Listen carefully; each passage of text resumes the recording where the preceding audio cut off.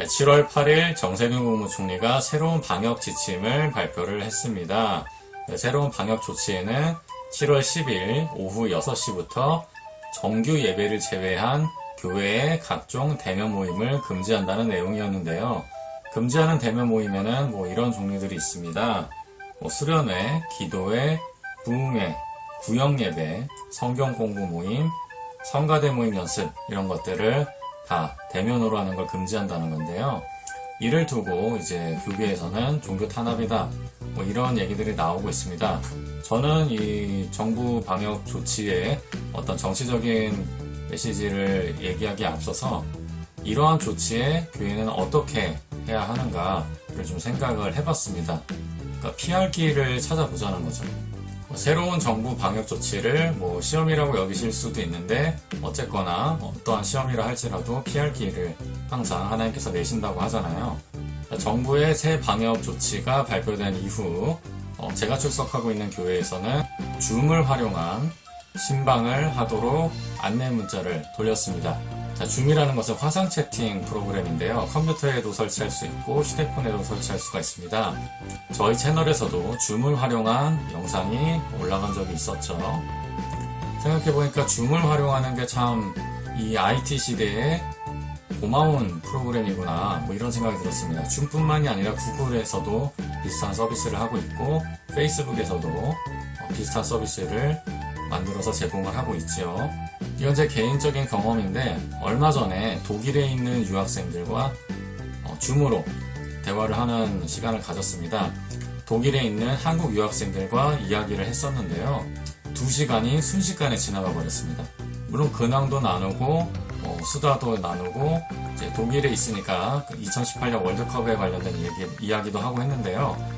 그리고 이제 어떻게 들리실지 모르겠지만 영적인 대화, 신앙적인 교제를 나누는데 정말 깊이 있고 감사하고 아름다운 그런 나눔의 시간이었습니다. 한마디로 은혜로웠죠.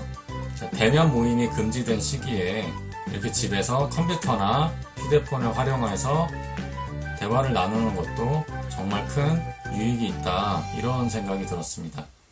한편으로는 그렇게도 생각을 해요. 그러니까 교회를 콕 집어서 대면 모임을 금지한 거는 어떻게 살펴보면 교회를 보호하기 위한 방편이 아닌가 이런 생각이 듭니다. 교회 건물 내에서 모임을 가졌다가 감염 사태가 터지면은 언론에 드러나고 또 이제 네티즌들의 비난을 받는 거는 교회가 되거든요. 근데 식당이나 다른 데서 감염이 됐다 그러면은 장소가 공개되는 건 식당인 거죠. 그런 식으로 교회에 대한 보호 조치가 아닌가 이렇게 발상의 전환도 한번 긍정적으로 해볼 수 있지 않을까라는 생각이 들기도 합니다. 그리고 또 한 가지 제가 든 생각은 이 감염 확산 사태가 처음 터졌던 중국 우한에 있는 교회들의 대응이었습니다. 중국 같은 경우는 공산 독재가 이루어지는 국가이기 때문에 특히 이번 시진핑 정권 하에서 종교 탄압이 실제적으로 이루어지고 있는 상황이거든요.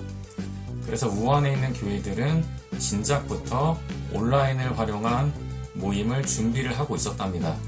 그런데 이 감염 사태가 터지자 이제 모임이 금지되잖아요. 그렇기 때문에 온라인을 활용해서 예배도 하고 신방도 하고 교제도 하고 이런 것들이 정말 자연스럽게 그리고 활발하게 이루어졌다고 합니다.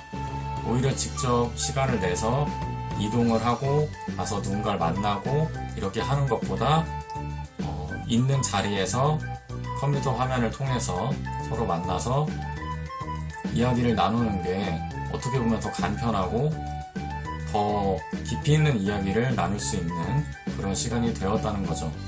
또 중국 우한에 있는 교회들은 방역복을 입고 나가서 마스크를 나눠주면서 감염 확산 사태가 퍼지고 있는 우한 지역을 섬기는 활동들도 활발히 해왔습니다.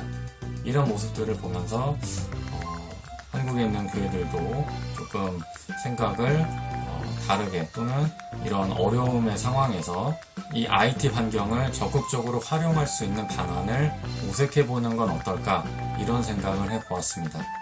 제 개인적인 의견이었고요. 다른 의견 있으신 분들은 댓글로 남겨주시면 감사하겠습니다. 시청해주셔서 감사드리고요. 구독과 좋아요도 더 큰 힘이 되니까 많이 부탁을 드리겠습니다. 감사합니다. 다음 시간에 뵙겠습니다.